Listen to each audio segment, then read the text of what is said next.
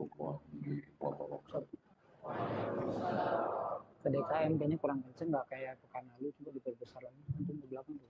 Innal hamdalillah nahmaduhu wa nasta'inuhu wa nastaghfiruhu wa nastaghfiruh.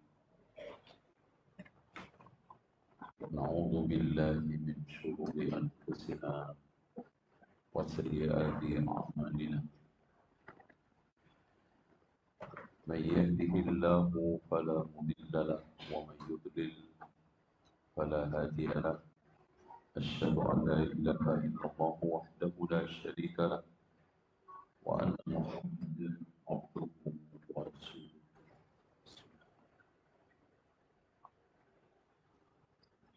Mau teh atau kopi? Teh manis. nggak biasa. Allahumma salli wa sallim wa barik ala Muhammadin wa ala ali Muhammad walhamdulillahi rabbil alamin. Bapak Ibu sekalian, anak-anakku, santri, santriwan, santriwati, dan juga yang hadir semua di sini secara offline.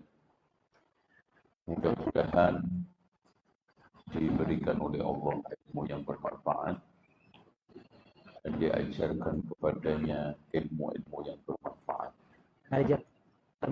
Semoga tidaklah keluar dari sini yang punya utang dibayarkan, yang masih biar nggak di jalan sini sebelah sini boleh Allah, apa nih, yang sakit disembuhkan oleh Allah, yang sudah punya istri kawin lagi. Amin. Masya Allah. Yang pojok kunceng. Dan mudah-mudahan saudara-saudara kita di Palestina yang lemah, tidak berdaya, diberikan oleh Allah kekuatan di dalam menjalani ujian. Mereka semoga Allah selamatkan dari kelaparan. Allah kenyangkan dengan berbagai macam karamah dan juga keajaiban dari langit. Allah berikan pakaian yang telanjang dan kesabaran, kekuatan, ketabahan di dalam menghadapi Yahudi.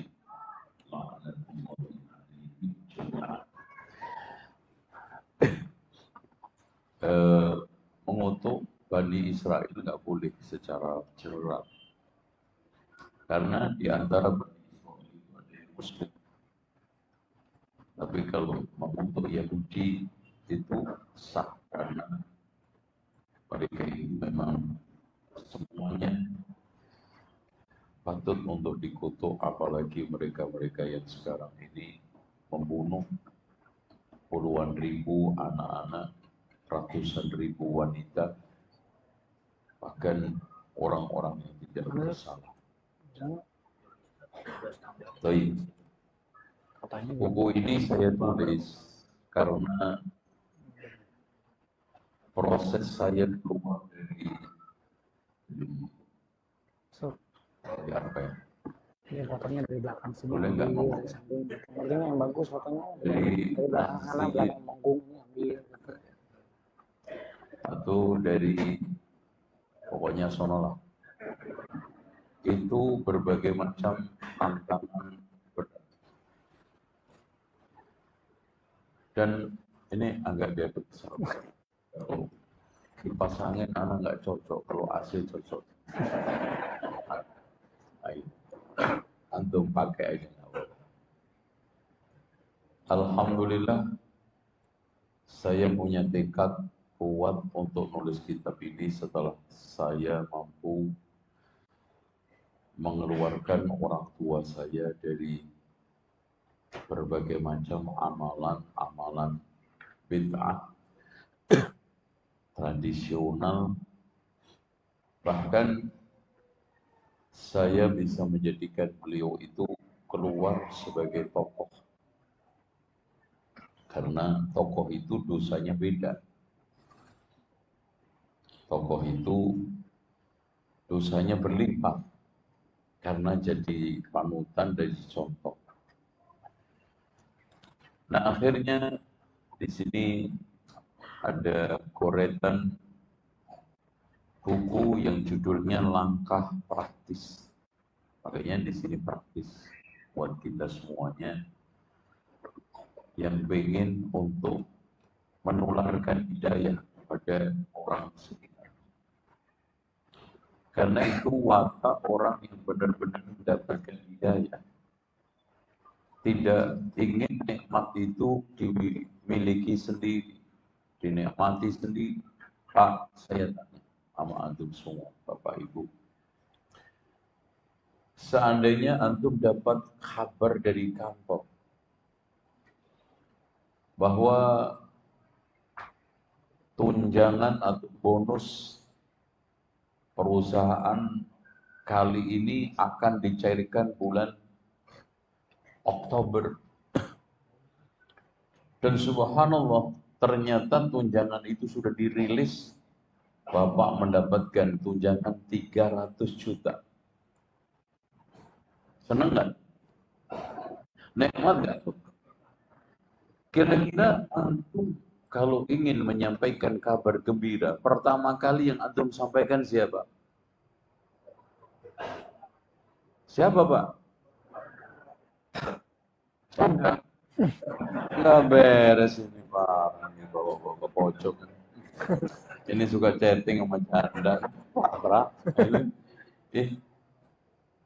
Yang paling pertama kali kita kabarkan adalah orang terdekat kita. Istri, anak kita, orang tua kita. Nikmat dunia. Apalagi nikmatul hidayah. Yang dikatakan oleh Imam Ibnu Qayyim, nikmat itu ada dua macam di dalam kitab Ijtima'ul Juyusil Islamiyah. Kata beliau, nikmat itu ada dua macam, nikmatun mutlaqah, nikmat yang mutlak tiada taranya, yaitu nikmatul hidayah ilal Islam was sunnah. Yang kedua adalah nikmat muqayyadah, trik terbatas. Kesehatan, nikmat, tapi terbatas, dibatasi oleh sakit. Antum sebulan 2 bulan menikmati kesehatan, tahu-tahu apa? Tahu-tahu apa? Sakit. Apalagi umur-umur di atas 60, itu penyakit rebutan masuk. Apalagi 70, kelamaan berdiri, susah duduk. Kelamaan duduk, susah berdiri. Itu. Semua kekuatan menurun. Penglihatan menurun, pendengaran menurun, rasa lidah untuk menikmati makanan juga menurun. Yang naik cuma 3, trigliserid, asam urat sama kolesterol. Itu yang naik. Makanya, Masya Allah, cara untuk menanggulangi ternyata Pak, simple. Kalau antum mau ngikutin saya, antum tahajud. Itu solusi untuk hidup sehat di masa tua. Apalagi udah umur 60, 70, tahajud. Karena ternyata orang yang umur 60 itu, 70 itu, banyak mengalami kaku-kaku tulang, urat, macam-macam, persendian. Itu udah banyak yang nggak beres. Nah itu antum lemesin setiap hari 11 rakaat kali 2 di sujud. Kemudian orang-orang tua itu biasanya susah sekali darah sama oksigen naik ke otak. Makanya gampang pusing, gampang capek, gampang lupa. Karena itu. Karena sudah banyak penyumbatan. Beda dengan yang muda-muda begini. Yang itu muda nggak? Muda masih. Makanya ketika antum tahajud, sujud, Masya Allah, sehat. Kedua, sedekah. Ketiga, banyak baca istighfar. Makanya, kanu qalilan minal laili ma yahja'un. Wa bil ashari hum yastaghfirun. Wa fi amwalihim haqqul lisa'ili wal mahrum. Baik, cukup. Jadi kesehatan nikmat terbatas, harta nikmat terbatas, dibatasi oleh kemiskinan. Ciri daripada uang, harta itu cuma dua, Pak. Dunia meninggalkan kita atau kita meninggalkan. Benar nggak yang gue omong itu? Ngomong apa gue itu? Harta itu cuma cirinya dua. Harta meninggalkan kita atau kita meninggalkan harta. Dunia meninggalkan kita atau kita meninggal dunia. Udah. Minum dulu. Bismillah. Ngomong hangat. Coba setengah jam aja. Oke. Lagi ditempel kayaknya ke akhwat belakang. Tes. Nah gitu. Emang mic-nya gak bener nih. Tes. Nah, Ya, ini baru bener. Nah, ya. Tes. Nah gini, jadi suara saya itu udah ngebas, jangan dibasin lagi. Kayak gini bagus. Tes. Makanya ikhwan, hidayah itu nikmat dan akan makin merasakan nikmat itu orang yang pernah sesat. Iya. Saya itu ikhwah sekalian mendapatkan nikmat dakwah sunnah ini. Kenapa sudah ngalami jadi dukun? Wah, gitu. Sudah ngalamin jadi pemimpin tahlilan. Anak dulu itu dinyatakan lulus ujian tahlilan dengan nilai komlot. Oh. Dites Pak dulu kan. Dulu itu ngambil ijazah kan ada dua, ijazah pondok sama ijazah apa? Ijazah madrasah aliyah negeri. Untuk dapat ijazah apa ini? Pondok harus praktek yasinan sama tahlilan. Dan dua-dua komlot saya. Lulus dengan nilai rata-rata di atas. Nah yang ngeselin Pak, ngambil ijazah madrasah aliyah, disuruh nyanyi saya. Seumur-umur nggak pernah nyanyi, akhirnya ngapalin Magedir. Magedir, kan gitu.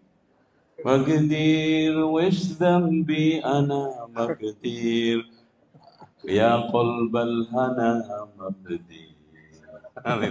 Itu nilainya lumayan 75. Ya makanya kalau di sono terus Pak, kerjaan saya cuma 3. 1 jadi dukun, 2 sholawatan, 3 nyerang Wahabi. Nah udah, kita tiap hari kajian itu isinya itu. Alhamdulillah. Alhamdulillahilladzi hadana lihada wa ma kunna linahtadiya laula an.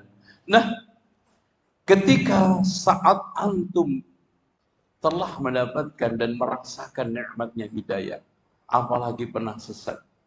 Yang dikatakan oleh Umar bin Khattab, orang nggak tahu Islam kalau nggak kenal jahiliyah. Maka antum pengen tularin ke orang. Makanya, la ayyahdiyallahu bika rajulan wahidan khairun laka min humrin na'am. Andaikan ada orang yang mendapatkan hidayah satu saja, itu lebih baik daripada unta termahal. Unta termahal. Makanya dari sini makin wajib, apalagi kita mendapatkan titah dari Allah nih, yang laki-laki, ku anfusakum. Nanti udah dijelasin sama Ustadz sebelum anak datang. Ku anfusakum. Makanya kalau kita ditanya, atau laki-laki menikah tujuannya apa sih? Apa? Pak? Nggak beres. Tujuannya apa? Muncul keturunan. Bikin anak terus dong. Perempuan menikah tujuannya apa? Jadi laki-laki menikah tujuannya mencari ketenangan, perempuan menikah tujuannya mencari perlindungan. Bahkan perlindungannya sampai akhirat. Ku anfusakum. Makanya kalau laki-laki nggak bisa melindungi istri, bubar. Kalau perempuan, istri nggak bisa menenangkan suami, juga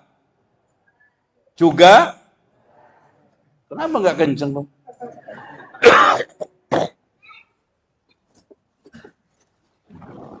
Litas kuno, antum menikah itu litas kuno.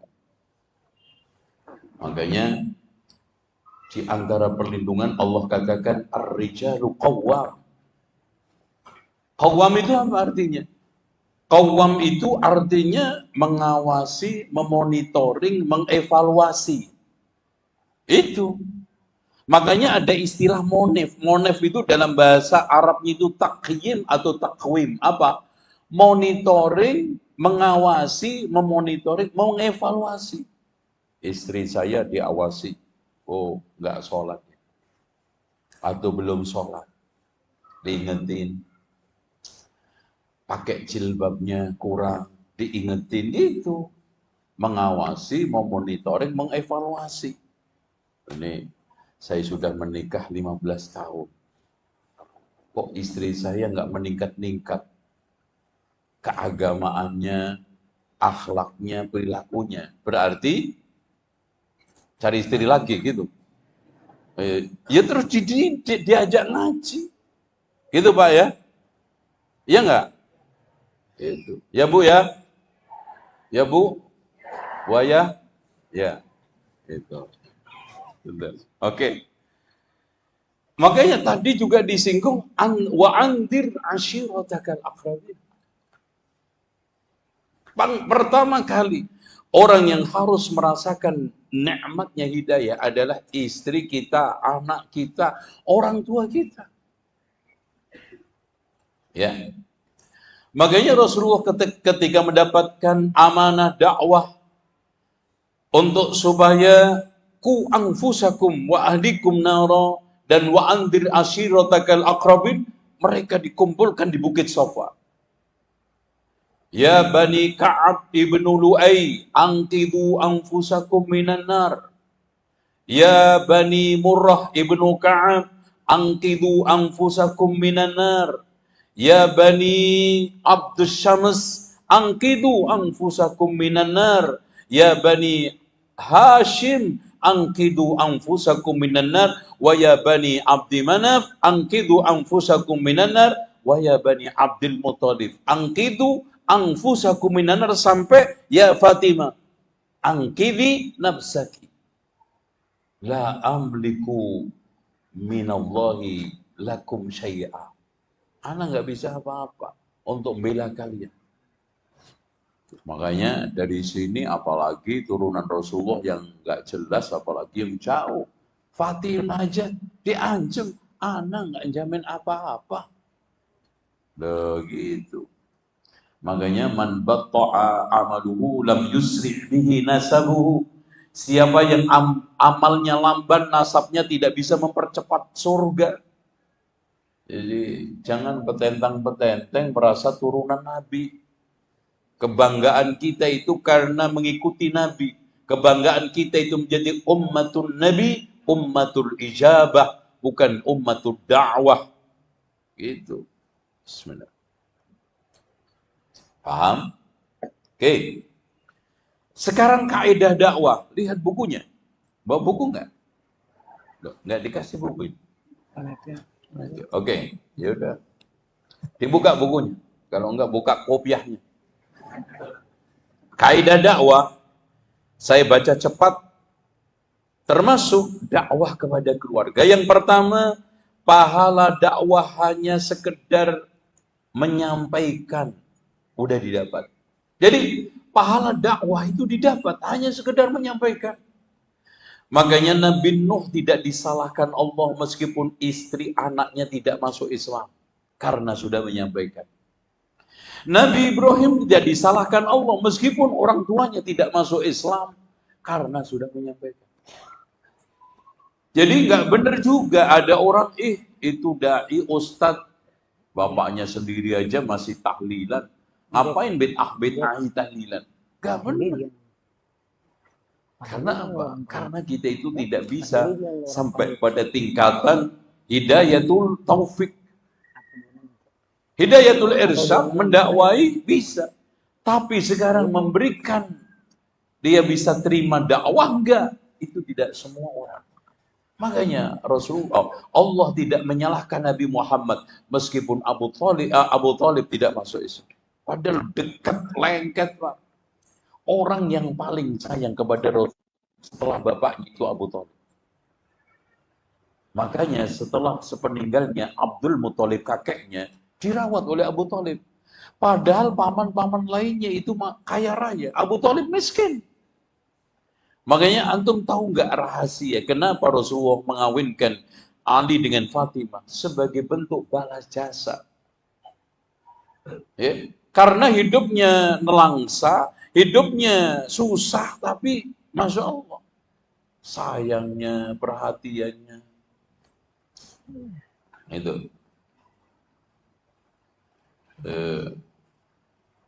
Tapi kalau menurut orang Jawa, nikahnya Ali sama Fatimah itu nggak boleh karena masih misan ya, misan.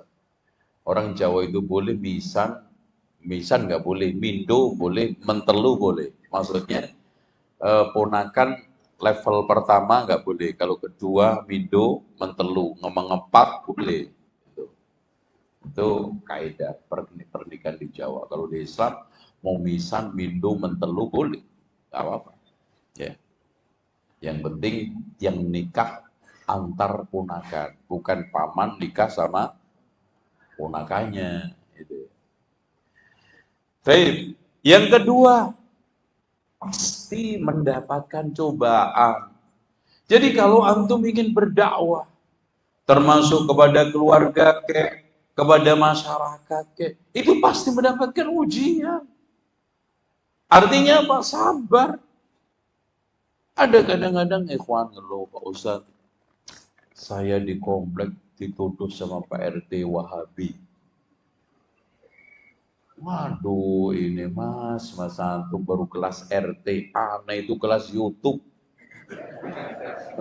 Antum lihat aja gembong Wahabi sopo. Keren, paling keren.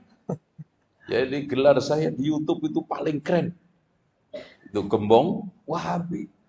Antum sabar.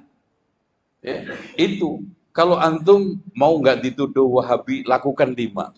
Selesai, anak jamin antum. Kalau nggak potong kuku saya. Kuku saya.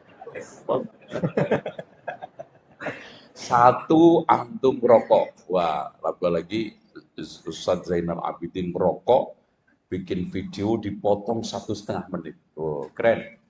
2, ziarah wali songo. 3, tahlilan. 4, maulidan sholawatan. 5, jangan antri tradisi budaya. Selesai. Antum mau itu? Untuk apa? Antum dakwah susah-susah, hijrah susah-susah. Rasulullah itu perih, Pak, di dalam mendakwahkan, mengajak umat itu. Bahkan Allah sendiri mengatakan, la'allaka bakhi'un nafsaka alla yakunu mu'minin. Muhammad, kamu boleh saja menyalah-nyalahkan diri kamu. Susah diri kamu. Sakit diri kamu. Karena mereka tidak beriman. Begitu. Masya Allah. Jadi ini konsekuensi. Yang ketiga, dakwah itu harus dengan ilmu. Jadi nggak bisa sekarang telanjang bulat. Kita tidak pakai bekal. Kita tidak punya pegangan. Makanya kata Syekhul Islam Ibnu Taimiyah di dalam kitab Al-Amru bil Ma'ruf wan Nahyi 'anil Munkar, amar ma'ruf nahi mungkar itu harus ilmu sebelum amar ma'ruf nahi mungkar. Lemah lembut ketika amar ma'ruf nahi mungkar dan sabar setelah amar ma'ruf nahi mungkar. Sabar. Ilmu. Karena masalahnya kita kalau mendapatkan dengan kebodohan, hancur dengan perasaan. Kadang ada orang yang dakwah pakai perasaan, baper jadinya. Perasaan saya, nah ini dakwah udah maksimal, perasaan. Perasaan saya anak ini sudah sabar banget, tapi memang jamaah ini kurang ajar. Kenapa nggak mau dengar saya? Perasaan. Coba antum kalau pas pakai ilmu. Nggak ada apa-apanya dibanding Nabi Nuh 950 tahun, Pak. Dikatakan oleh Allah apa? Wa ma amana ma'ahu illa qalil. Tidaklah beriman bersama Nabi Nuh kecuali sedikit. Disebutkan oleh Imam At-Tabari yang ikut Nabi Nuh cuma 4. Siapa? Istrinya dan anaknya tok 3. Coba. Nah, kalau antum bikin TPA di masjid ini, muridnya cuma 4. Dibubarin nggak sama DKM? Ngapain lo ngurus 4 orang? Apalagi Nabi Yasin, Pak. Nabinya 3, pengikutnya 1 kok. Jadi wadrib lahum masalan ashabal qaryah idh ja'al mursalun idh arsalna ilaihim ithnain fakadzabuhuma وعززنا بثالث فقالوا إنا إليكم مرسلون. Jadi Allah mengutus 2 nabi, didustakan tambah 1 lagi. Yang ikut berapa? 1.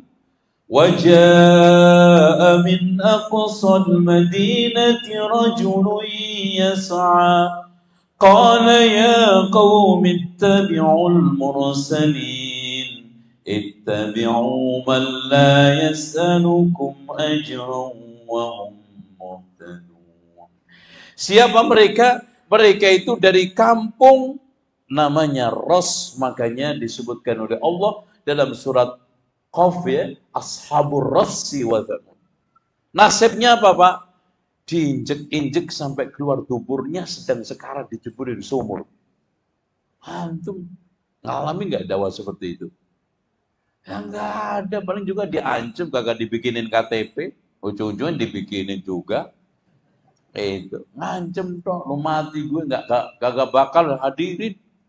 Lu mati ono sendiri, kagak mau selamatan, berangkat no ke kuburan. Ngancem, belum ada apa-apanya. Makanya kata Rasulullah, ma u'tiya ahadun min ata'in khairan wa awsa' minas sabr. Tidaklah ada sesuatu yang diberikan kepada seorang hamba lebih baik dan lebih luas ketimbang kesabaran. Dakwah butuh sabar. Jadi DKM butuh sabar. Lula pesantren harus sabar. Jadi istri harus sabar. Jadi istri kedua harus sabar. Iya kan? Ketiga harus sabar. Itu. Paham nggak? Kok nggak jawab? Itu. Masya Allah. Itu. Silakan pulang. Setengah jam. Selesai. Sabar. Dagang harus sabar. Jadi pekerja harus sabar. Jadi atasan harus sabar. Jadi bawahan harus sabar. Jadi pemimpin harus sabar. Jadi rakyat juga harus sabar. Mau rakyat jelata maupun jelita juga harus sabar. Sabar. Kunci hidup itu sabar. Makanya Pak, ada satu hikmah, Masya Allah ya. Nabi Nuh itu subhanallah, sabarnya sampai inni da'autu qawmi laylan wa nahara. Saya dakwai kaumku malam siang malam. Itu enak kalau buka rumah makan pagi sore. 950 tahun pagi sore, kaya Nabi Nuh. Inni da'autu qawmi laylan wa nahara falam yazidhum du'ai illa firara. Tidaklah menambah dari dakwahku ini melainkan dia itu lari. Bahkan Pak, penolakannya itu wastaghshaw thiyabau. Sudah nggak dengar, lari begini nutup telinga sambil ditutup apa? Bajunya. Coba, ngeselin nggak itu? Ngeselin. Tapi Nabi Nuh sabar. Tapi Pak, coba cek. Kenapa Allah memberikan titel gelar hadiah besar kepada Nabi Nuh? Apa? Innahu kana abdan syakura. Artinya buah daripada kesabaran itu apa? Kenikmatan. Mau nikmat, sabar, bukan syukur dulu. Itu. Makanya rumah tangga yang suami istri sabar, nikmat hasil. Seorang dai ustadz sabar, nikmat hasilnya. Istiqomah. Itu. Antum juga gitu. Rumah tangga sabar hasilnya menjadi suami istri istiqomah. Ikatan suami takut istri di rumah. Nah itu istiqomah semua kan itu. Itu. Kadang ada suami yang bertekuk lutut dengan istri. Itu bahkan yang lebih parah lagi ditekuk-tekuk. Nah itu kan gitu. Masya Allah. 4. Namanya kaidah dakwah, pandai menyeimbangkan antara maslahat madarat.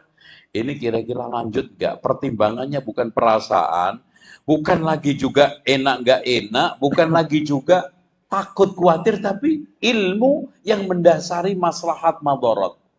Oh ini lanjut, ini stop dulu. Itu nggak mudah kan? Nah, yang berikutnya, dakwah itu harus dengan kelembutan. Jadi jangan kasar. Jangan sekarang ini memaksakan. Ya, la ikraha fiddin, antum aja. Ikut, alhamdulillah enggak sudah. Ada kajian di share.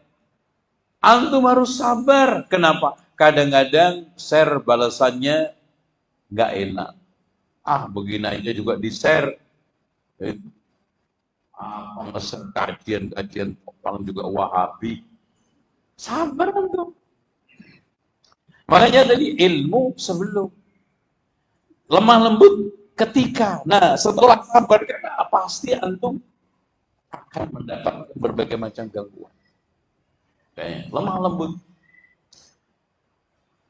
Terus yang ke-6, tidak boleh tergesa-gesa. Ke-7, menyusun strategi dan skala prioritas. Nah, strateginya, saya mendakwai keluarga kecil dulu, apa besar langsung. Strategi. Saya di dalam mendakwai keluarga ini, apa saya deketin individual, satu persatu saya datangi ke rumah, atau kita kumpulkan kajian. Strateginya, saya sekarang ini mau dakwai sendiri karena saya ustadz, atau saya datangkan orang lain. Strategi itu. Nanti ada strategi di bawahnya lebih ini lagi. Oke. Akhlak seorang dai sekarang. Karena di Indonesia lihat, seorang dai itu panutan. Seorang yang mengajak itu akan dipelototin, dilihat orang. Maka utama pertama adalah sholat bawa perilaku atau yang disebut dengan istilah apa? Keteladanan itu harus nomor 1. Ucapannya menjadi teladan, harus jujur, nggak boleh pernah bohong. Perilakunya harus lempeng, tidak boleh aneh-aneh karena dilihat sebagai sosok, figur panutan. Kemudian janji-janjinya, keadaannya, ya, ini harus mencerminkan. Keadaan itu apa? Masa sih seorang dai ustadz suka nonton ke gedung bioskop? Ini muru'ah, wibawanya jatuh. Gitu. Paham? Antum dengan alasan apapun seorang dai bonceng perempuan bukan mahram, nggak boleh. Pak, ini sakit. Sakit apa? Sehat kok. Dibonceng juga antem. Berarti sakit hati itu dia. Apalagi janda, wah bahaya. Janda 82, ujian kesabaran 28, ujian keikhlasan. Gitu. Antum bonceng, Pak, anak dalam rangka untuk uji iman. Iman apa itu? Ya, nggak diuji aja bobrok. Gitu. Udah, jangan aneh-aneh. Ada dulu kiai di Jawa Timur nguji imannya ke diskotik. Masya Allah, nguji iman ke diskotik katanya. Itu pun dikatakan wali. Wali apa? Itu wali murid aja pasti ditolak jadi komite, apalagi wali Allah. Itu kan. Oke ya. Oleh karena itu, akhlak yang pertama utama adalah jujur. Antara ucapan perbuatan sinkron. Jujur sama Allah, iya. Jujur sama makhluk, Khalik, iya. Jujur sama dirinya sendiri. Ini syubhat antum hindari. Antum jujur enggak terhadap fatwa yang antum keluarkan? Jangan sampai fatwa itu dikeluarkan hanya maju tak gentar membela yang bayar. Harusnya maju tak gentar membela yang benar. Makanya jujur terhadap diri sendiri, jujur sama Khalik, jujur sama makhluk. Dan itu enggak gampang. Yang kedua, sabar. Tadi yang saya sering ulang-ulang. Yang ketiga, perasaan kasih sayang. Jadi kalau antum dakwai orang, orang masih belum ikut, itu tulukan kasih sayang. Kasihan dia, ya Allah. Jangan mangkel, jangan emosi nih orang. Sudah didakwai 5 tahun, 10 tahun juga gini-gini aja. Aduh, ini orang brengsek banget ini. Masyarakat di sini udah mandang apa sama saya loh, karena akhirnya gitu. Saya di sana itu dakwah sekali aja ikut semua semajid. Ini kampung saya dakwah sudah 10 tahun begini-begini aja.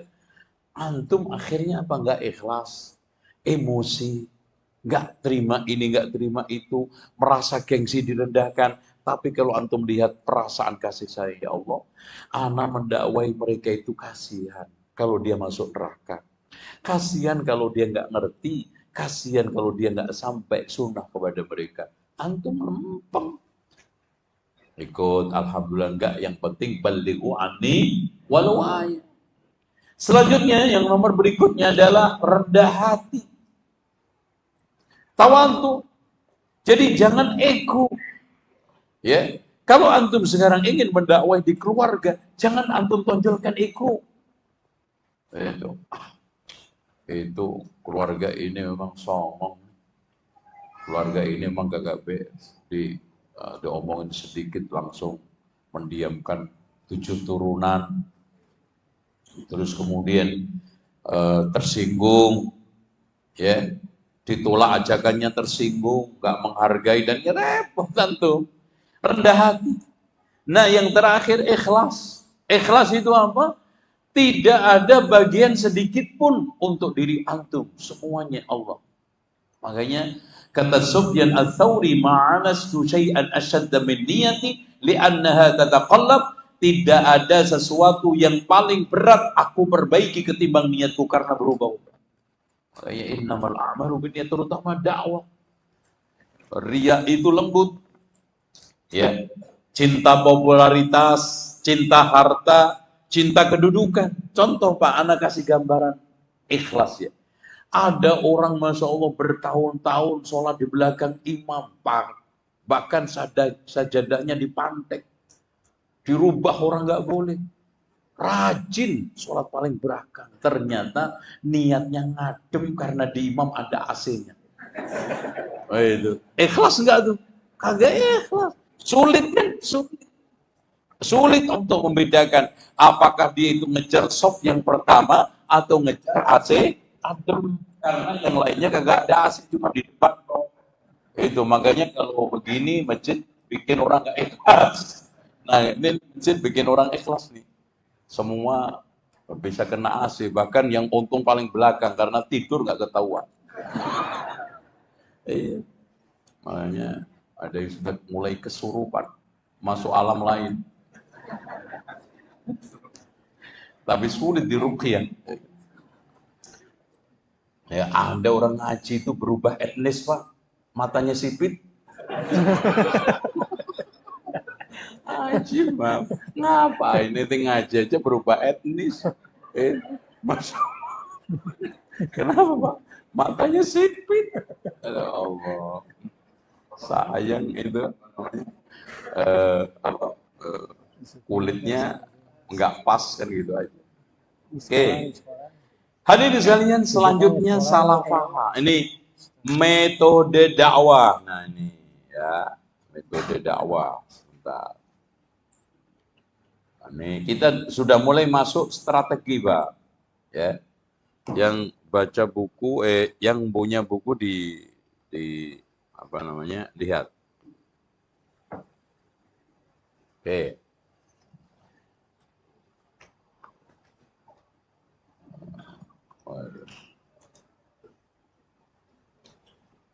Strategi ya, apa? Metode. Metode pertama, sarana. Nanti sarana dakwah. Ini jam berapa Pak sekarang Pak? 9:07 kurang. Sampai jam berapa? Biar Anda tahu takaran. Sampai jam berapa? 11. 11. Oh, ya. Sama pertanyaan. Sama pertanyaan. Oke, insyaallah. Nah, sekarang metode mendakwai keluarga satu. Antum harus punya persepsi kuat bahwa saya mendakwai itu hanya semata-mata menjalankan perintah Allah dan Rasul. Tadi wa andir ashiratakal aqrabin, sama tadi ku anfusakum, sama Rasulullah praktek kepada keluarga. Tuh, satu. Yang kedua, dakwah adalah silaturahmi yang paling bagus. Silaturahmi yang lainnya, arisan, oke, kumpul keluarga. Tapi kalau antum bisa memadukan dengan dakwah, ada arisan keluarga, diadakan kajian, saya datang di dalam rangka untuk menyampaikan pesan-pesan, minimal sholat, diingatkan, sambil nanti ditinggalin buku tentang sholat. Sifat sholat Nabi yang kecil aja, jangan yang gede. Itu apalagi dikasih hadiah buku Riyadhus Shalihin. Dibuang tuh. Gede kayak begitu. Mbak, kesini bapak apa ini? Tak saya kira souvenir. Dibuat majang di almari, ternyata buku gede. Itu dikasih ke masjid. Di masjid diletakin di rak nggak dibaca. Udah, masya Allah. 5 tahun masih utuh kulitnya, utuh plastiknya. Gitu. Jadi silaturahmi. Nah, yang ketiga, besarnya balasan dakwah. Wa man ahsanu qawlan mimman da'a ila Allah.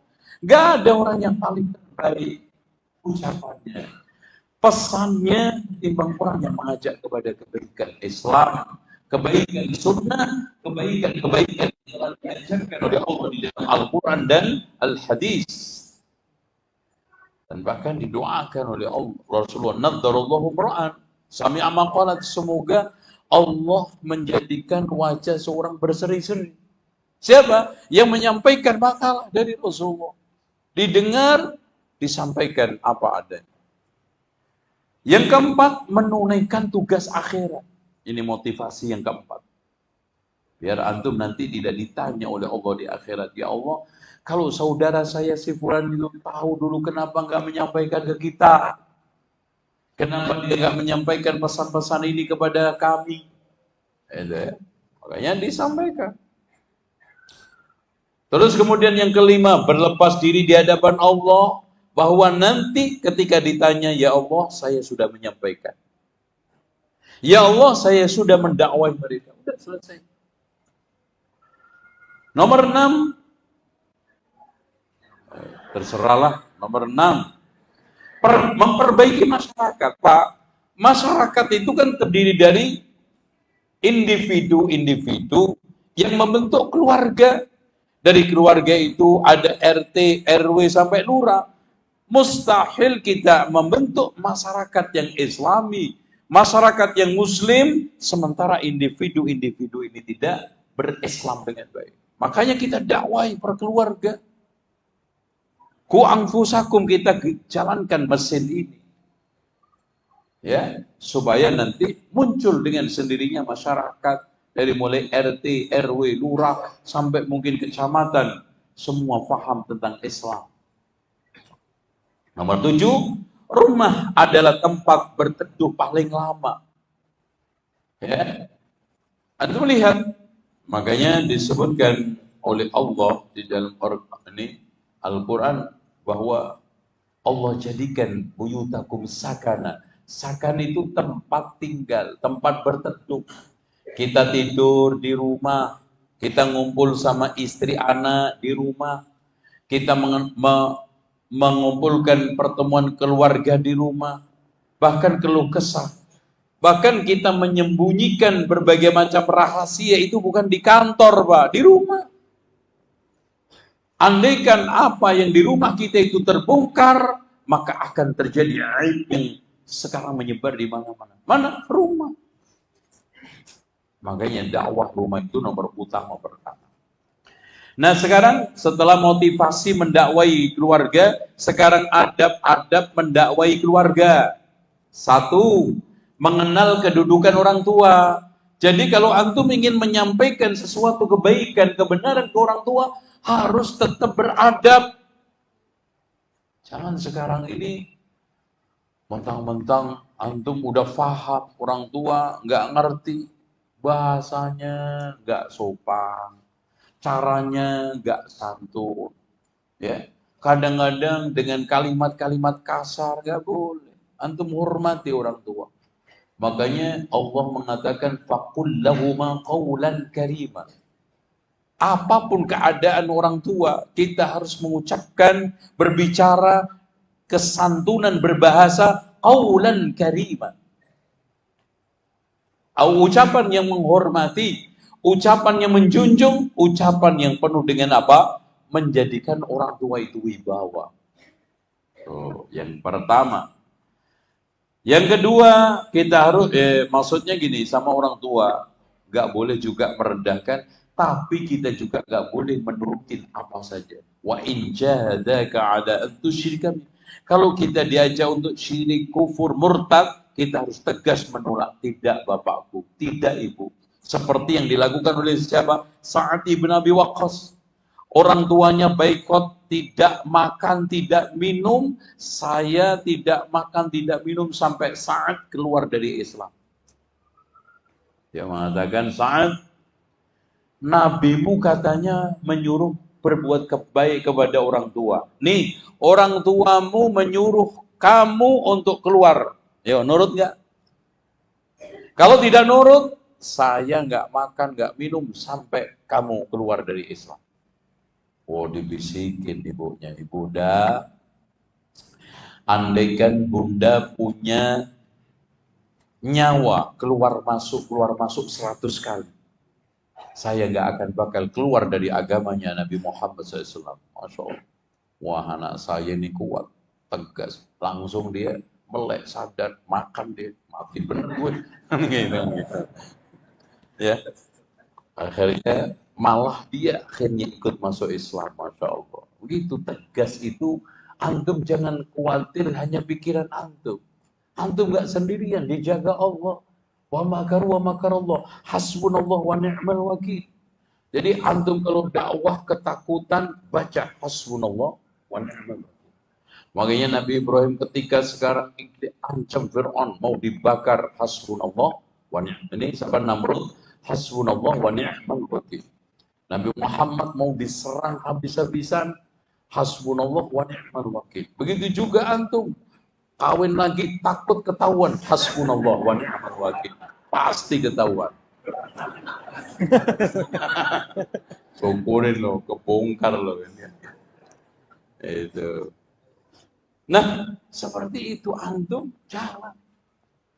Makanya Pak, alhamdulillah setelah saya mendapatkan bantuan pertolongan Allah, ketemu ulama-ulama di antara Syekh Abdul Aziz bin Baz, memantapkan langkah dakwah salafiyah ini.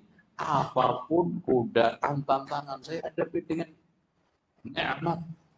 Bahkan saya ngaji itu mau diusir dari sini, ya. Bahkan di satu tempat itu saya dakwah persis seperti pedagang kaki lima, sering digusur-gusur. Nggak ada masalah. Bagi saya dakwah di mana aja, di pinggir rel kereta api aja siap saya. Yang penting disyuting. Disyuting bagus. Pinggir rel backgroundnya kereta bagus. Jadi dakwah aja, jalan aja. Wong pilihannya itu cuma dua kok Pak. Kita yang istirahat duluan atau mereka yang istirahat, kan gitu. Ya. Umur kan nggak tahu. Bisa aja antum duluan mati daripada saya. Atau ana lebih akhir daripada antum. Soalnya kan, bener nggak? Bener. Mic-nya di tangan saya. Terserah mau ngomong. Gitu. Jadi bismillah gitu loh Pak. Jangan cengeng. Dakwah ini nggak boleh kurang cengeng. Yang kedua, mendekati keluarga terpandang. Masya Allah.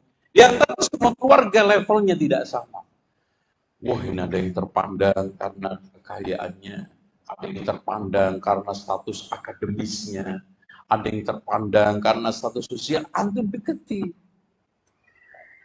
Bahkan minimal kalau tidak bisa diajak untuk mendukung, diajak untuk ya cawe-cawe, minimal kalau antum mulai dia tidak ngerecoki, karena biasanya apalagi punya gelar profesor, itu biasanya sudah ngeminter sebelum pinter. Ya, apapun sudah serba tahu. Nah, gitu. Makanya antum deketi keluarga terpandang. Yang ketiga, menjauhi sikap anarkis. Jangan ada kekerasan, jangan ada sekarang cara-cara yang anarkis, cara-cara yang sekarang antum malah nanti akan menjadi bumerang buat dakwah antum.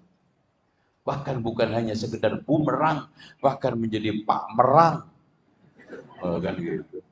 Kalau bumerang kan kurang keren, kurang pak merang. Anarkis. Makanya kata Rasulullah SAW, Inna rifqa la yakunu fi syai'in illa zana, wa la yunza'u min syai'in illa syana. Sesungguhnya kelemah lembutan tidaklah ditarik dari segala sesuatu, melainkan akan merusaknya. Ada pada sesuatu, melainkan menghiasinya, ditarik dari segala sesuatu, merusaknya. Jangan kasar, jangan anarkis, jangan sekarang menggunakan berbagai macam kekerasan. Keempat, saling menghormati dan menyayangi. Meskipun keluarga antum menentang, tetap aja hadapi dengan penuh kasih sayang. Karena apalagi umurnya lebih tua. Laisa minna man lam yuwaqqir kabirana, kan gitu. Bukan termasuk golongan kami orang yang tidak menghormati yang tua, menyayangi yang muda. Gitu. Selanjutnya nomor 5, meluangkan waktu untuk keluarga. Ini keluarga saya yang di Aceh, cobalah itu kalau dia sampai dia paham sunnah ini, masya Allah pengaruhnya, punya pondok. Sempeti, apalagi antum dikasih oleh Allah kelebihan duit, silaturahmi ke sana. Minimal bawa buku, nanya-nanya keadaan, kasih selipan-selipan dakwah yang tidak berasa, mungkin karena punya pondok diarahkan kurikulumnya dakwah. Ini gitu. Jadi antum jangan sampai mati langkah, mati metode, hilang pendekatan. Banyak jalan menuju Roma tanpa irama. Itu kan nggak apa-apa. Nggak terlalu berasa hal-hal yang sesuai dengan sunnah. Kasih masukan, kasih pendapat. Kan antum mendakwai tanpa berasa tuh di walimah. Soal didengar nomor sekian. Yang penting antum sudah menyampaikan.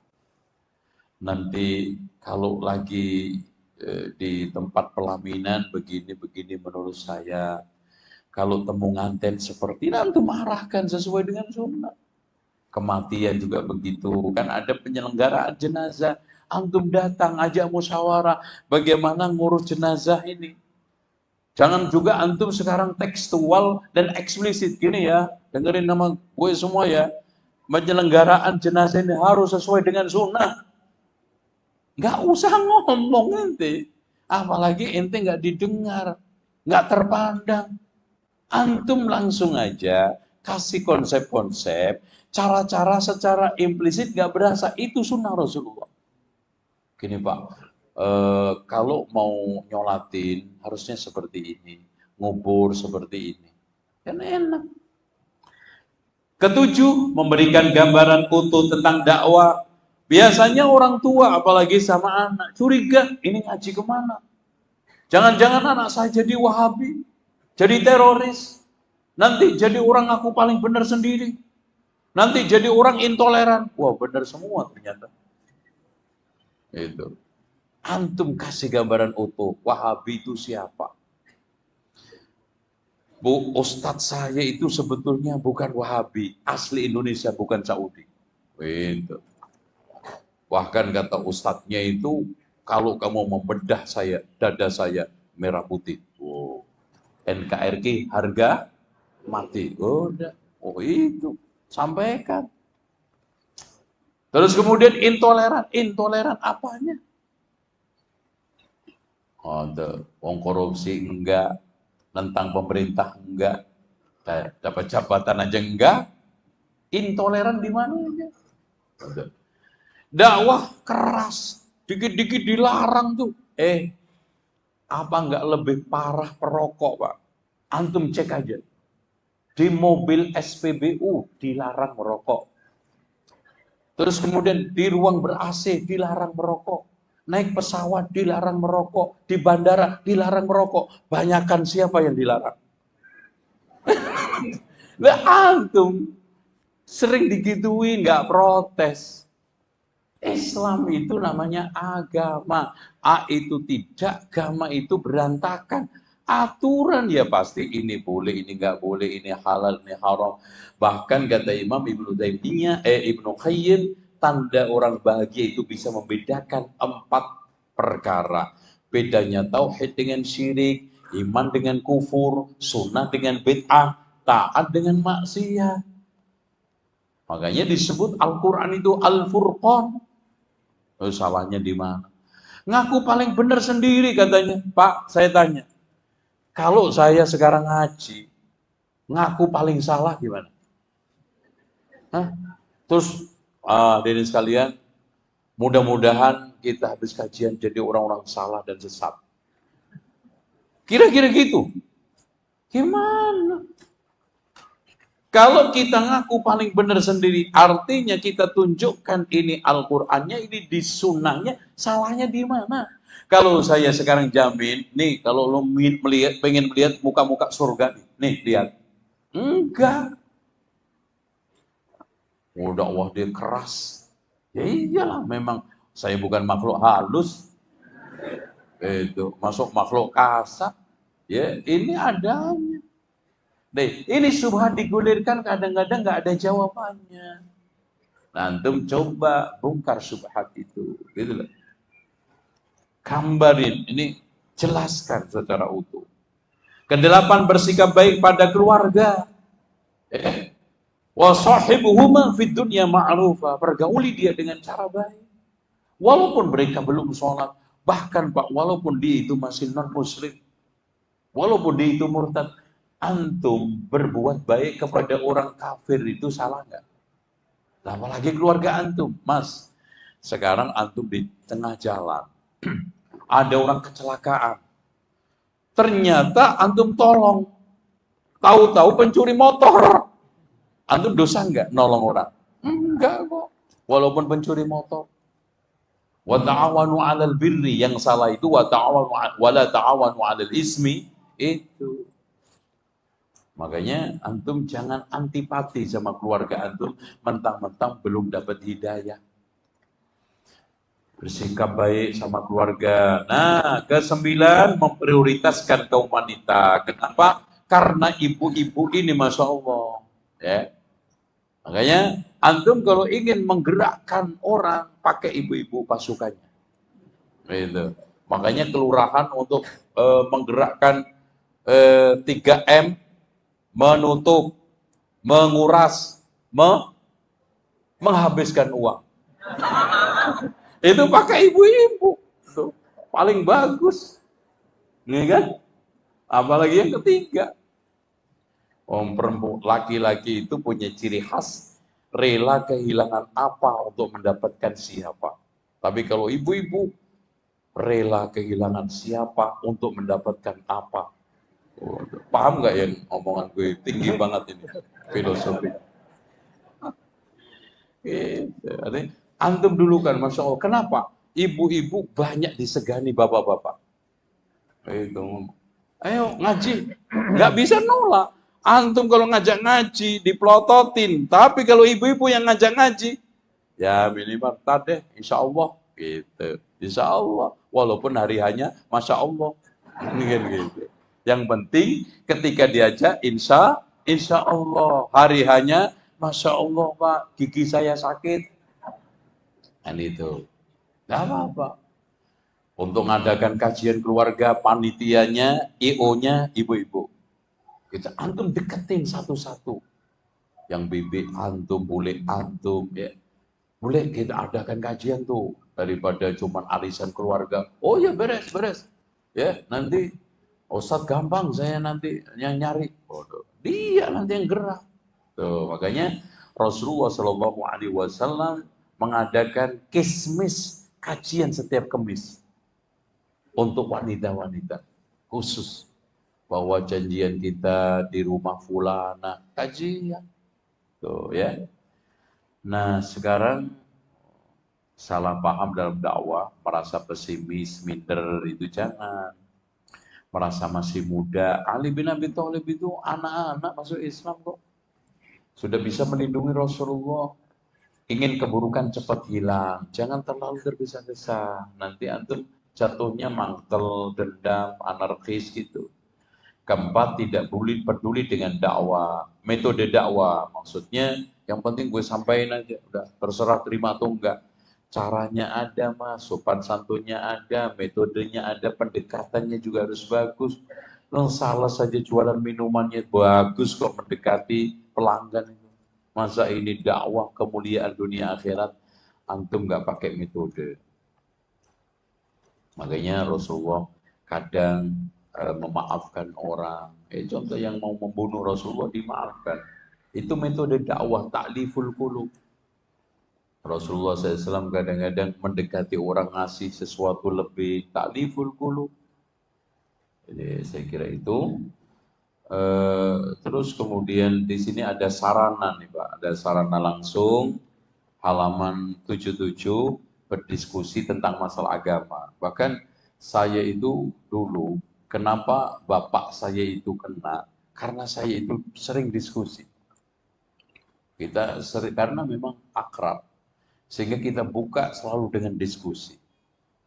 Itu. Terus kemudian yang kedua, membuat kajian Islam di rumah. Yang tadi Pak entah supaya ada temannya, atau kumpulin aja tetangga 5, 4 sekitarnya. Yo Mbak, ngaji Mbak di rumah saya. Saya datangkan Ustadz kok. Ayo, insya Allah nanti bikin rujak buah. Nah, datang untuk meramaikan. Karena kalau cuma keluarga sendiri sedikit. Atau kita bikin tadi pas arisan, kumpul keluarga, kajian di rumah. Selanjutnya menghadiri kajian Islam seperti ini, mengunjungi ma'had tahfidz, ma'had Islam, itu juga dakwah. Nah kedua, sarana tidak langsung mendoakan untuk keluarga yang menentang, antum doakan baik, jangan sambar geledek, ya Allah mudah-mudahan mati melet. Jangan, antum doakan baik. Yang menentang, yang nggak menentang, doakan. Seperti Abu Hurairah, Pak. Abu Hurairah itu dibanting pintunya sama ibunya. Diusir. Tapi dia terus mendoakan ibundanya dan minta kepada Rasulullah, ya Rasulullah doakan agar ibu saya masuk Islam. Akhirnya membuahkan hasil. Terus di sini juga ada metode lagi. Nah, hadiah kaset, video, VCD kalau ini.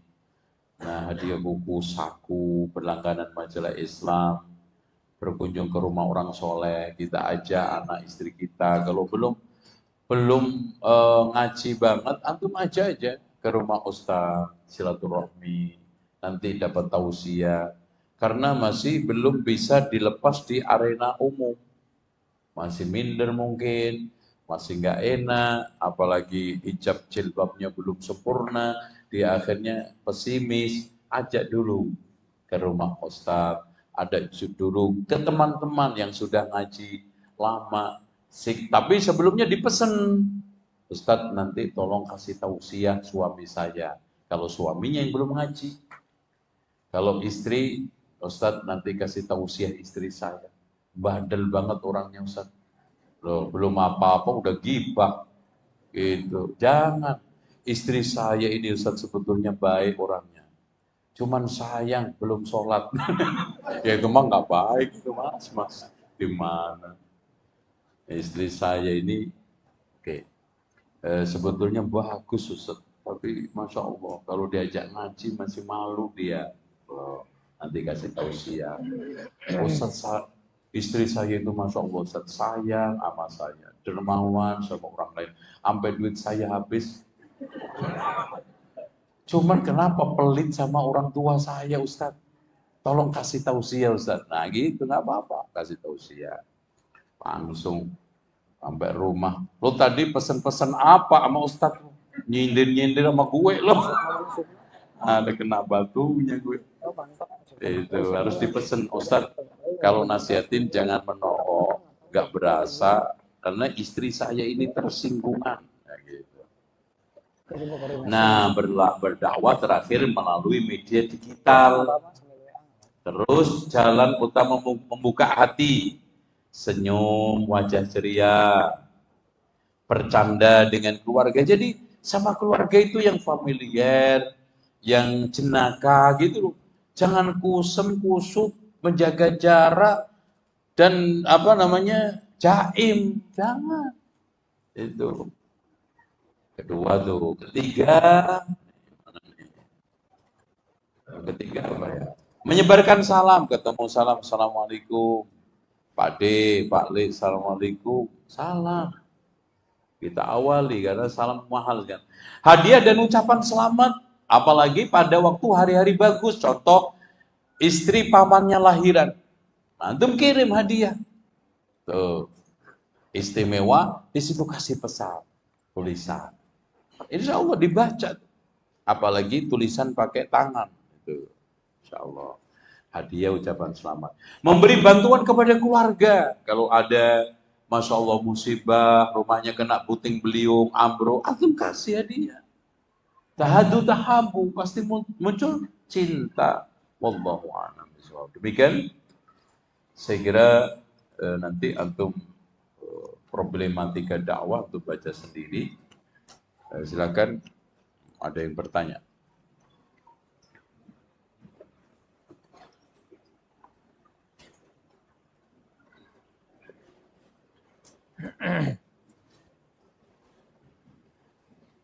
Sini. Ya.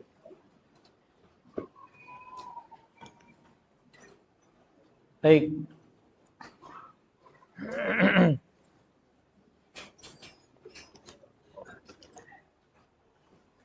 Pertanyaan pertama, jika kita punya teman, tapi tidak terlalu dekat, tiba-tiba kita tahu kalau teman kita ini lepas jilbab, apakah kita yang mengetahuinya dapat dosanya karena kita tidak menegurnya? Ini, oke. Jadi begini Pak, mendiamkan itu ada kaidahnya di dakwah. Yaitu apa? Maslahat. Jadi setelah antum mendiamkan ternyata lebih besar mudaratnya, hentikan, jangan.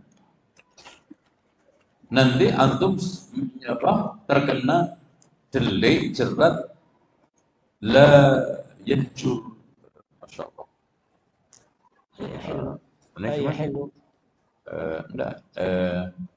Yang yahjur akhahu fawqa salasin yu'ridu hadha wa yu'ridu hadha.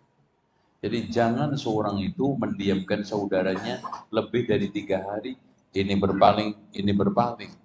Dan Rasulullah mengatakan wa khairuhum alladhi yabda'u bisalam, yang paling terbaik dari keduanya yang mau memulai salam. Jangan. Jadi kalau gitu nanti antum baper, antum ego. Jadi antum pertimbangkan maslahat. Kalau umpamanya saya mendiamkan diri, dia sadar, dia lebih baik, lakukan. Kalau enggak, stop. Karena enggak ada maslahat. Karena al-hajru, mendiamkan itu metode dakwah. Untuk apa? Untuk mewujudkan maslahat. Kalau enggak ada, berarti tasyabbi, yaitu apa? Mencari kepuasan diri sendiri. Itu, ya, enggak apa? Di luar tema mungkin, apa yang dimaksud dalam surat An-Nisa 154 tentang hari Sabat? Apa? Hari Sabat. Wa qulna lahum la ta'du fi sabti wa akhadna minhum mitsaqan ghalidha. Hari Sabat itu apa? Yaumus Sabti, Sabtu. Jadi itu kan ceritanya Allah melarang Bani Israel untuk keluar mencari ikan ke pinggir lautan hari Sabtu, dan itu dijadikan oleh Allah sebagai perjanjian kuat, ujian berat. Makanya Allah menguji umat itu terserah Allah. Ya contoh aja, umatnya Nabi Soleh dikasih ujian apa? Untuk tidak mengganggu unta. Dan ajaibnya unta itu lahir dari batu, keluar dari batu. Kemudian setelah itu, karena minumnya itu saking banyaknya, maka sumur itu sehari yang minum unta, sehari mereka. Ternyata untanya dibunuh karena nggak dapat jatah air. Ujiannya berat. Ketika jatahnya unta itu air keluar banyak, sama. Ketika hari Sabtu ikannya melimpah. Jadi ujian seperti itu, Pak, menjalankan perintah Allah. Ya Allah, saya setelah keluar dari bank riba ini malah kecut, urat, itu miskin, ujian. Kayak Nabi Bani Israel, ujian berat. Baik. Bagaimana hukumnya memusuhi orang yang dibenci oleh teman kita, yang dibenci oleh teman, dengan alasan bersimpati dengan teman, padahal orang tersebut tidak punya masalah dengan kita? Salah. Antum itu biasakan mengatakan tidak kepada teman, iya kepada musuh. Dan antum dahulukan saling menasihati. Temanmu adalah ketika melihat mengingatkan Allah. Ucapannya mengajak kepada kebaikan. Perilakunya mendorong antum untuk ke akhirat. Itu teman yang baik. Jadi kalau ada teman melihat ingat mancing, jangan deh. Ngelihat ingat kebaikan. Ya Allah, anak belum sholat. Karena ngelihat dia, pasti nanti anak kalau belum sholat dimarahin, ditegur, gak enak. Nah, tuh, teman tuh bau. Tapi antum nggak sholat, udah sholat cuek biasa. Nah ini masalah. Ucapan nasihatnya mengajak kepada Allah dan Rasulnya, Al-Quran dan Sunnah. Itu, Masya Allah, itu teman yang sahih. Jadi kalau solidaritas seperti ini adalah solidaritas jahiliyah. Seperti dulu Ansor sama Muhajirin tengkar, ditegur berat oleh Rasulullah SAW. Itu, jangan lanjutkan. Lanjut. Tentang tahlilan untuk yang wafat, anak menolak, yang sekarang bikin bingung ketika masyarakat dan tokoh memberondong pertanyaan kepada orang tua yang bersangkutan. Terus orang tua yang bersangkutan tidak bisa menjelaskan karena belum mengerti sunnah. Itu harus bagaimana karena orang tua mulai merasa tidak nyaman? Jawabannya simpel. Pak, maaf, saya nggak bisa hadir tahlilan karena ada urusan penting. Udah selesai, walaupun tidur. Mana lebih penting daripada bid'ah? Tidur apa bid'ah? Nah, itu paham gitu, nggak usah diajarin. Itu. Silaturahmi, kalau pergi ke rumah tetangga, ke teman, lebih penting daripada antum melakukan penyimpangan. Selesai. Lebih tinggi lagi, Pak, hormati keyakinan saya, Pak. Karena keyakinan seperti ini dijamin konstitusi. Waduh. Selesai. Antar agama yang sesat aja masing-masing punya hak untuk menjalankan agama sesuai dengan keyakinan. Udah. Itu. Kalau dia nyerang, Pak, Bapak kok jadinya intoleran begini? Itu. Mana tolerannya? Bapak tahlilan nggak saya apa-apain kok. Saya nggak tahlilan kok diganggu. Oh, beres ya? Beres nggak? Beres. Nah kalau menaik lagi tingkatannya antum sudah ustadz walaupun kecil-kecilan, kasih dalilnya. Udah. Paham? Bagaimana agar suami mau sholat berjamaah, khususnya untuk sholat subuh dan maghrib, mengingat masjid berada di belakang rumah, hanya terhalang 3 rumah. Saya sudah sering belikan daster.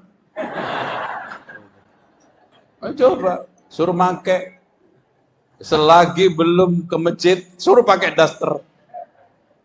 Loh.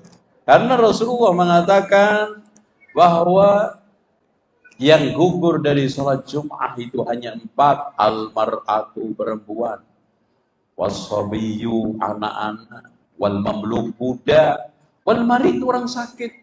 Dalam riwayat lain al-musafir.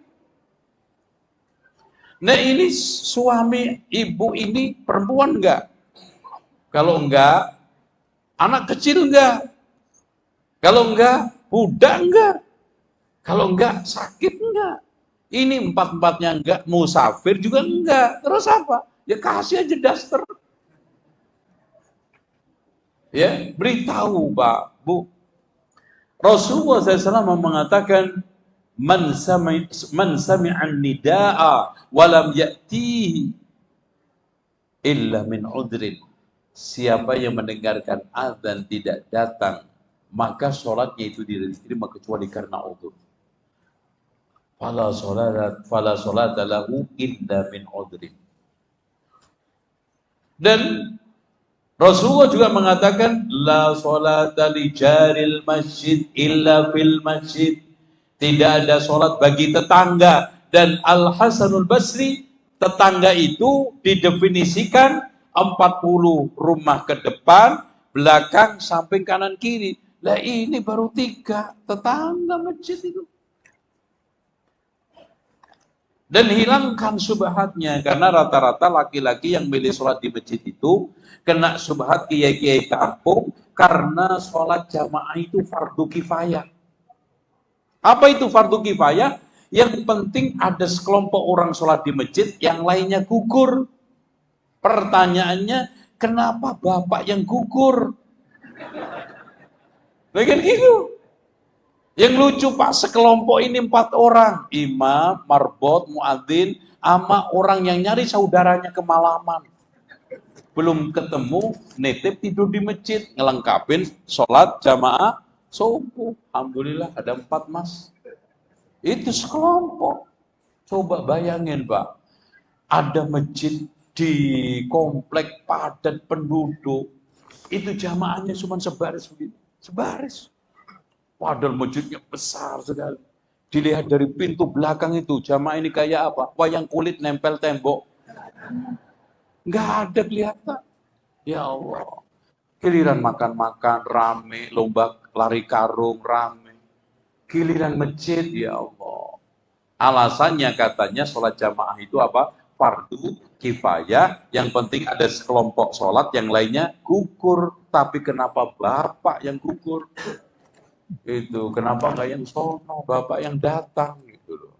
Nah itu ngeles kan, berarti ngeles. Ada lagi? Ya, mungkin tadi karena disinggung poligami ini penting juga, Ustaz. Ustaz, suami saya kan mau poligami, tapi satu atap dengan istri barunya. Tapi saya nggak mau, kata suami saya, kalau nggak mau nanti diceraikan. Ini namanya nggak tahu diri di laki-laki. Saya ya, hanya menjaga hati. Potongan cemen loh.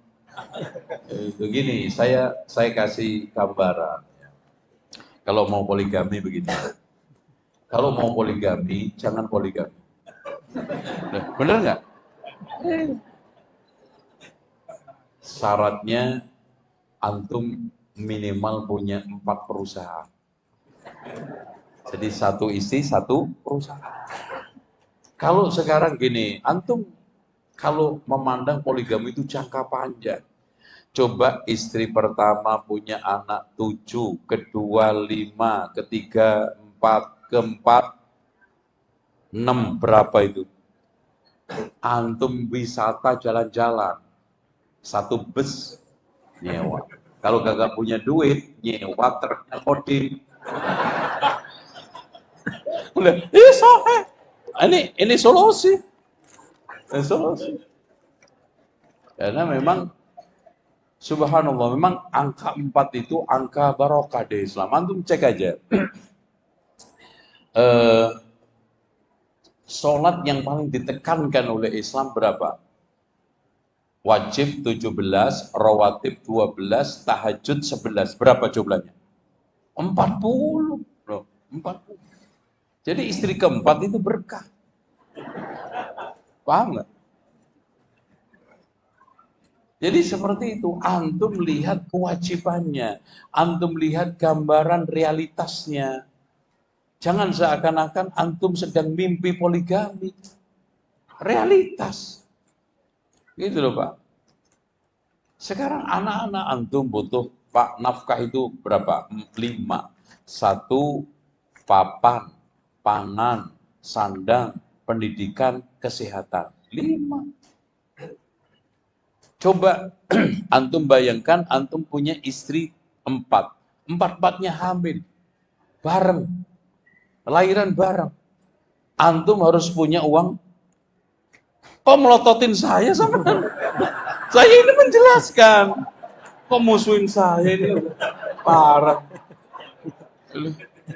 Repot bela ibu-ibu dipelototin laki, bela laki di musuhin ibu-ibu. Mendingan kagak nanya tadi. Yang enak lo, yang susah gue nih kan. Udah gitu aja deh. Pokoknya itu perbandingan. Intinya Allah mengatakan fankihu ma tabalakum minan nisa'i masna wa thulatsa wa ruba'. Nikailah wanita yang baik. 2, 3, 4. Dari ayat ini kita bisa ambil kesimpulan tanda wanita baik itu mau dipoligami.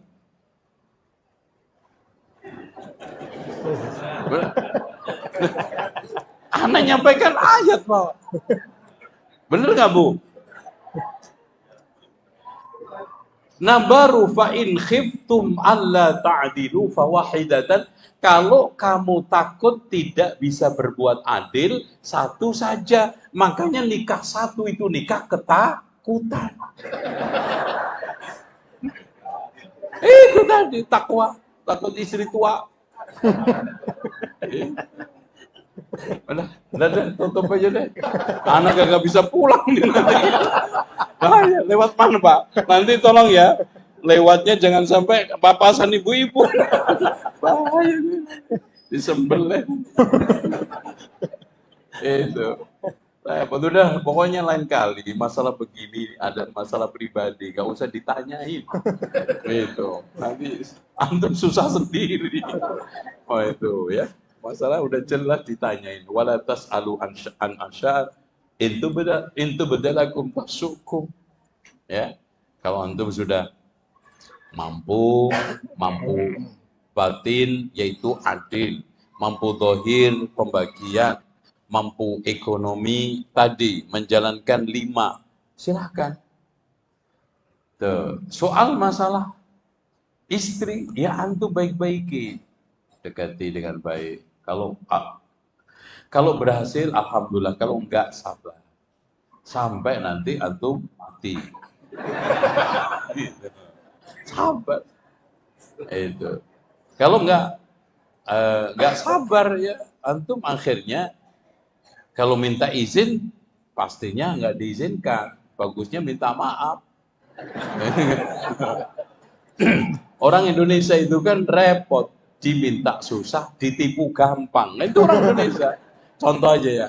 Katanya ada harta karun Wali Songo di Bank Swiss. Kapan Bank Swiss berdiri? Kapan Wali Songo? Wow, tapi percaya aja. Ini Pak, ada harta karun Wali Songo Pak. Jumlahnya itu ratusan triliun. Wah itu untuk nutup RAPBN Indonesia yang sekarang ini defisit aja udah cukup Pak. Dan ini hanya pesannya Wali Songo dulu untuk bangun masjid. Jadi Bapak nanti kalau pengen dapat bagian masjid ini, harta Wali Songo itu bikin proposal Pak. Dan insya Allah proposalnya juga nggak berat-berat amat, nggak susah-susah amat. Yang penting proposal ada biaya administrasi 2 juta. Nah, ini harta karunnya itu. Kali 1000 proposal. Nanti dikasih sampling 2-3 masjid yang sudah dibangun. Itu Pak, tanya aja sama Bapak itu. Udah dibangun. Ini masjid Bapak, ini paling urutannya ke-5. Anak jamin ke-5. Ini udah ke-3, 4, 5. Insya Allah saya tipu. Itu ditipu gampang, diminta susah. Itu ciri khas orang Indonesia. Diminta sodako, infak. Alasannya ngeles terus, Pak. Saya itu kalau besar gak ikhlas, kalau kecil ikhlas. Itu terus kan? Subhanallah, masjid dikasih ikhlas. Terus, nah kapan jadinya? Pak, saya tanya, masjid itu butuh duit apa butuh ikhlas? Duit. Harusnya orangnya kasih ikhlas, masjidnya kasih duit. Ini dibalik. Nggak jadi-jadi terus, makanya masjid, yayasan Islam, pondok pesantren, apalagi sunnah, nyanyinya ya dana dana, ya dana, ya dana dana, karena mau kekurangan dana, itu semua ya dana dana, karena apa? Pelit. Kalau dikit ikhlas, kalau banyak kagak ikhlas, nggak jadi Pak pondok masjid. Sementara antum lihat Yahudi nggak punya apa-apa, kecil. Tapi sampai hari ini perang lawan semua orang Arab bisa. Kenapa? Karena bantuannya Yahudi internasional itu mengalir. Itu udah kita udah pecah belah, sudah nggak akor. Udah gitu tadi ditambah dikit ikhlas, banyak kagak ikhlas. Itu problematika di situ. Udah cukup? Masih ada? Masih. Saya anggota keluarga termuda di rumah dalam waktu dekat keluarga besar suami dan akan mengadakan tahlilan haul ayah mertua. Catatan saya tinggal di rumah ibu mertua di mana haul akan diadakan. Sikap seperti apa yang harus saya lakukan menghadapi kondisi ini? Ya ikut kajian aja keluar. Biasanya tahlilan malam. Nah, itu. Ya repot juga, saya nggak punya jawaban. Gimana ini? Antum tinggal di situ masalah. Sementara antum nggak bisa tegas. Ya gimana jawabnya juga? Maksud saya yang repot? Coba, ana yang bukan tahlilan, lo yang tahlilan, gue yang repot. Gimana? Harusnya antum tegas. Ibu-ibunya dikasih masukan, terutama mertua, apalagi tinggal di situ bareng-bareng, Bu. Lain kali bapak ini nggak usah ditahlilin, kita doakan aja daripada buang-buang duit. Lo juga bahabi ya, udah tahan banting. Udah, kali ini nggak ada apa-apanya dibanding dengan warisan bapak kita, ini kita. Ya Bu, lebih bagus lagi kalau ini duit untuk pesantren, untuk wakaf, untuk masjid. Ya itu diarahkan. Pak, Masya Allah, antum jangan sampai minder. Abah saya dulu, pemicu awalnya tersentuh itu. Itu simple. Beliau nelpon saya minta dikirimin uang untuk ziarah Wali Songo. Waduh, bener. Akhirnya apa? Bah, untuk apa ziarah Wali Songo? Anak jelasin. Bapak masih ngeyel. Udah, Pak. Mau ngelihat kuburan aja yang jauh-jauh, nanti ketobrak, truk repot masuk angin. Tuh, di belakang rumah banyak kuburan. Dia agak marah juga deh. Akhirnya mikir ternyata. Ya memang benar, kuburan banyak. Mau didoain sama. Doa di jauh di ini di mana? Siapa yang dengar mayit? Allah. Emang beda Pak, kita mendoakan mayit di samping kuburan sama di jauh. Kalau begitu, kasihan orang yang mati nggak punya kuburan. Yang mati ditelan buaya, nggak ada kuburannya. Mati kebakar sampai kosong, nggak ada kuburannya. Mati tenggelam, dicari sampai hari ini nggak ketemu. Nggak didoain emang, karena belum ada kuburannya. Nggak begitu.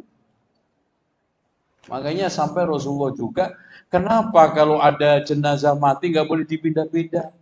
Kenapa? Karena itu kebaikan yang antum tunda atau keburukan yang antum lepas. Mati sekarang di Mekah udah bagus, minta diantar ke Solo. Emang malaikatnya beda di Solo? Itu wah, malaikat Solo halus-halus gitu. Itu beda malaikat Arab. Sama Pak. Sama nggak? Sama. Mukar nakirnya sama. Ngapain dipindah-pindah? Makanya di sini ketika ayahanda antum meninggal di Mekah, antum doakan di Bogor, nyampe karena yang dengar bukan ayah antum tapi Allah. Rabbana ufir lana, itu yang dengar Allah. Allah maghfir lahu, itu yang dengar Allah. Itu. Paham tuh? Ya udah. Mungkin satu atau dua lagi Ustaz. Iya, satu, paling banyak dua deh. Ketika suami istri bertengkar, si istri mengatakan, "Aku capek begini terus." Sebelumnya di sini si istri membantu suami mencari nafkah karena suami tidak bekerja.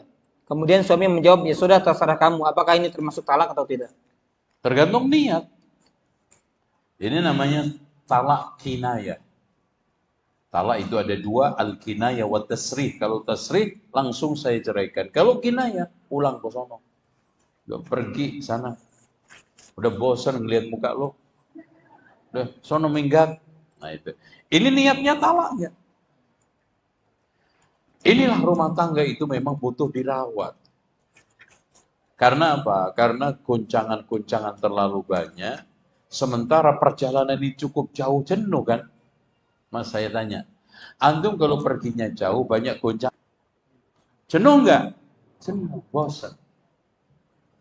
Dan ritme rumah tangga itu kalau 4 tahun, 7 tahun, anak masih TK SD, masih langsam.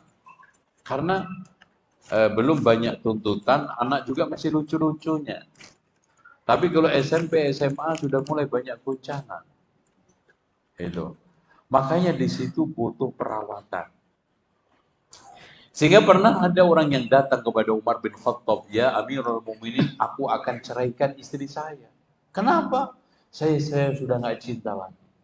Tuh, di zaman Umar, di zaman khairun nas. Akhirnya Umar bin Khattab mengatakan, apakah semua rumah tangga harus ditopang dengan cinta? Kalau memang begitu, mana pentingnya merawat cinta dan mengendalikan kebencian? Makanya di sini penting. Sehingga yang mengendalikan, merawat itu apa Pak? Takwa. Sehingga Al-Hasanul Basri ketika ditanya, "Wahai Imam, aku punya anak perempuan, dengan siapa saya kawinkan?" Maka Al-Imam Al-Hasanul Basri menjawab, "Kawinkan dengan laki-laki bertakwa, kalau dia mencintai akan menghormati, dan kalau dia membenci tidak menzalimi." Seimbang. Gitu. Nah, di sini tips-tips untuk menghilangkan kejenuhan berumah tangga. Antum sesekali mencoba untuk rehat sejenak. Hilangkan kejenuhan dengan ini pasti banyak kalau anak lihat tadi itu suami nganggur. Orang nganggur itu banyak setannya. Gerak kerja. Gak boleh. Makanya pernah Umar bin Khattab juga melihat orang anak-anak muda seger-seger itu sehat-sehat tidur-tidur di masjid. Ditanya, "Ngapain kalian di sini?" "Ya, nyantai Umar." "Terus yang ngasih makan kalian siapa?" "Ya ada saja, alhamdulillah Amirul Mukminin." "Oh gitu." Langsung dia pulang, "Tunggu di sini." Ya dia anggapnya diambilin makanan. Dibawain cambuk sama Umar. Dicambukin satu-satu. Itu udah ya malu kerja. Fa inna sama'a la tumtiru dhaba. Langit itu nggak bakal nurunin kalian emas. Pak, para rasul, para nabi itu orang semangat kerja keras, kerja cerdas, kerja tuntas. Antum lihat sapinya Nabi Ibrahim berapa? Nggak main-main kalau tamu itu Pak. Di sini suguhannya juga paling banter kopi. Makanya giliran di hari raya bertamu 5 orang, kelimanya kencing. Kalau di sono Nabi Ibrahim suguhannya sapi pedeh. Hal ataka hadisu dhaifi Ibrahim al-mukramin idakhalu alaihi faqalu salama qala salamu qawmun munkarun. Sampai akhirnya pergi ke istrinya, suruh masak pedeh. Tuh, makanya minim-minimnya kalau saya datang ayam gitu loh keluar. Kan di Bogor banyak tuh ayam. Ayam disimpan, telurnya dijual kapan? Bisa nyambut. Ustaz pakai ayam. Coba bayangkan. Aduh, melihara ayam 7 tahun tuh Pak, telur aja nggak berasa. Itu, repot. Nah, akhirnya antum lihat Nabi Sulaiman kurang apa Pak? Nabi Sulaiman itu raja, dikasih hadiah Balkis saja ditolak. Tapi Nabi Sulaiman masih kerja buat ayaman kurma. Katakan, Nabi Dawud bapaknya itu raja juga. Harta kekayaannya melimpah. Istrinya 100. Tapi masih juga kerja. Bikin baju perang. Nabi Muhammad bahkan mengatakan, "Ma min nabiyyin bu'is illa wa qatru'an ghanam." Tidak ada satupun nabi yang diutus melainkan pernah mengembala kambing. Itu siapa? Rasulullah. Makanya harus kerja keras, kerja itu cerdas, kerja tuntas. Pak, saya tanya, tolong sebutin sahabat yang dijamin masuk surga 10 itu mana yang miskin?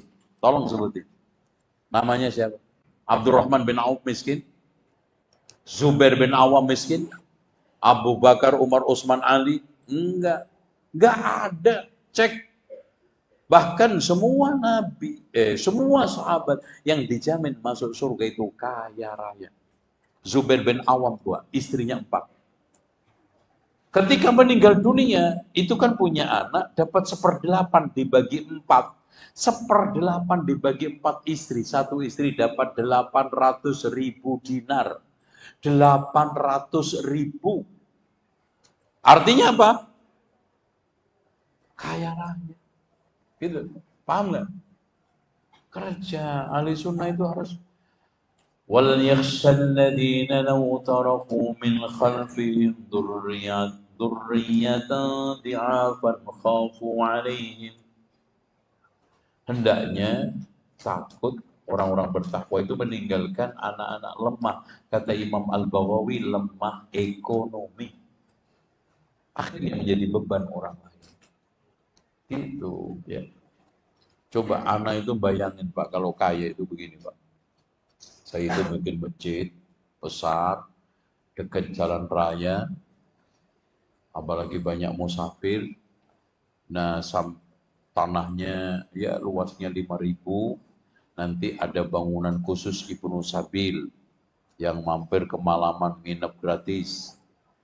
Di gedung-gedung lagi ada untuk konsultan perjodohan, konsultan rumah tangga, konsultan permecitan. Itu. Jadi konsultan itu paling enak, takon usul bayar kontan, konsultan. Tanya aja, Pak, ini masjid dibangun kapan? Nah, tanya. Usul Pak, selesai. Maksudnya konsultan masjid itu, permasjidan itu dari mulai set plan-nya, bangunnya, posisi mimbarnya, bentuk mimbarnya, kemudian posisi imamnya, soundnya supaya buat kajian enak, posisi ibu-ibu, perpustakaannya, anak-anak supaya nggak ganggu sholat. Nanti apa saja yang hilang diganti, sandal hilang ganti, motor hilang ganti, mobil hilang ganti. Gitu kalau saya kaya kayak Belki. Gitu. Umpamanya gitu. Seperti itu, anak bikin masjid seperti itu. Tapi saya nggak kaya. Dan itu mudah-mudahan ada yang kaya raya seperti itu bikin, masya Allah. Itu Pak, semua orang seneng. Sandalnya hilang, motornya hilang. Terus setiap hari siang hari siapkan makanan. Gak ada Jumatan bro. Wah giliran Jumat tunggu. Pokoknya siapa aja sholat duhur siang makan. Wah itu seneng. Kenapa? Gak melihat menunya. Saya sholat, habis sholat makan masuk kantor, gak ribet. Atau pergi. Tukang Gojek, Grab semua mampir makan. Nanti bikin dapur yang bersih ya. Bahkan lebih top daripada MBG. Itu apa MBG itu? MB? Makan bergizi gratis. Ini makan berkah gratis. Tuh, MBG juga namanya. Tapi makan berkah gratis. Tuh, tiap hari ada. Itu kalau saya kaya raya. Sudah, daripada menghayal terus. Dari tadi ngaji, khayalan semua. Itu mimpi. Ya, kita akhiri sekian aja. Nanti ketemu lagi di lain kesempatan yang belum jelas waktunya. Karena jadi kajian insidental. Tapi insya Allah nanti kita ke depan di waktu yang lebih baik, lebih pas, kita bahas materi-materi yang menyoal masalah-masalah kasuistik, masalah-masalah pribadi, individual, rumah tangga, biar aplikatif. Dan saya berharap mudah-mudahan pertemuan ini pertemuan yang dirahmati Allah, dan perpisahan kita perpisahan yang dijauhkan oleh Allah dari keruh hati dan perpecahan. Subhanakallahumma wa bihamdika asyhadu an la ilaha illa anta astaghfiruka wa atubu ilaik. Wa sallallahu ala Muhammadin wa ala ali Muhammad walhamdulillahi rabbil alamin. Wassalamualaikum warahmatullahi wabarakatuh. Waalaikumsalam.